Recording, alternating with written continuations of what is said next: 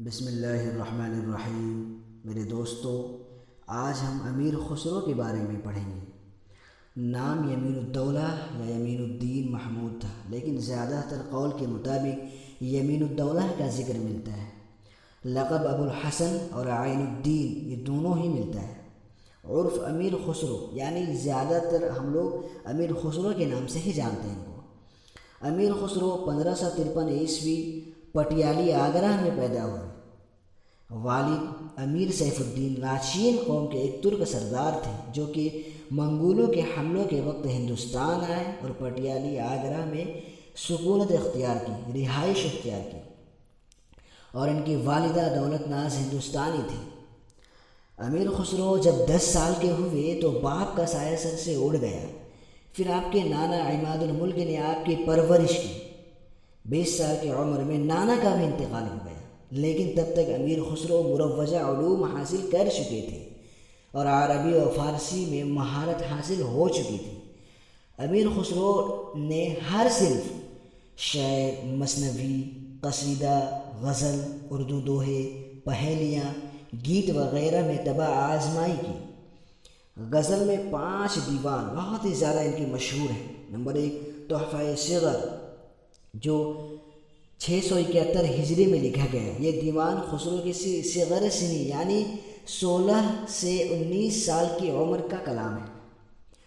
Number 2 وسط الحیات، یہ دیوان خسرو کی زندگی کے درمیانی حصے کا کلام پر مشتمل ہے، یعنی 20 سال سے 32 سال کی عمر تک کا کلام ہے۔ اس دیوان میں شہزادہ محمد کی شہادت پر بھی مرثیہ لکھا گیا ہے۔ نمبر 3 میں غرۃ الکلام ہے۔ یہ دیوان 693 ہجری میں مرتب ہوا۔ یہ خسرو کی 34 یا 36 سال سے 43 سال کی عمر میں کہے گئے کلام کا مظہر ہے۔ نمبر 5 میں بقیہ نقیہ، یہ دیوان امیر خسرو کا چوتھا دیوان ہے۔ اس میں خود کی عمر کے 50ویں سال سے 64ویں سال تک کا کلام شامل ہے۔ اور 5ویں اور آخری میں نہایت الکلام آتا ہے۔ یہ دیوان امیر خسرو کی زندگی کے آخری حصے کے کلام پر مشتمل ہے۔ تو یہ 4 جو دیوان ہیں امیر خسرو کے، یہ بہت ہی زیادہ مشہور ہیں۔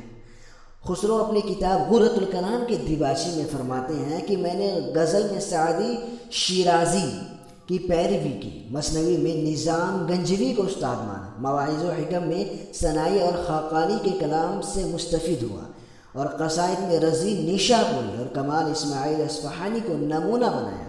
ہندوستانی موسیقی میں ترانہ، قول اور قلبانہ انہی کے ایجاد ہے۔ یہ سوال امتحان میں آتا ہے کہ ترانہ، قول اور قلبانہ کن کی ایجاد ہے؟ تو یہ امیر خسرو کی ہی ایجاد ہے۔ امیر خسرو فارسی اور اردو کے صوفی شاعر، ماہر موسیقی تھے۔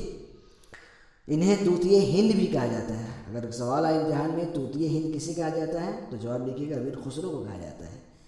آپ کی وفات 1325 عیسوی میں ہوئی اور خواجہ نظام الدین رحمۃ اللہ علیہ کے مزار کے قریب دہلی میں ہی دفن ہوئی۔